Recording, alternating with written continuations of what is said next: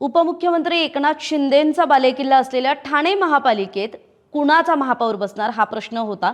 तर त्याचं उत्तर मिळालंय की एससी प्रवर्गासाठी आज आरक्षणाची सोडत निघाली। त्यामुळे आता एससी प्रवर्गासाठी ही सोडत ज्यावेळी निघाली त्यानंतर महापालिकेचा महापौर हा एससी प्रवर्गाचा असेल आणि मग शिंदेंच्या शिवसेनेकडून इथे कुणाच्या गळ्यात खरं तर महापौर पदाची माळ पडणार आहे। तर ती कुठली नावं चर्चेत आहेत ती आपण पाहणार आहोत।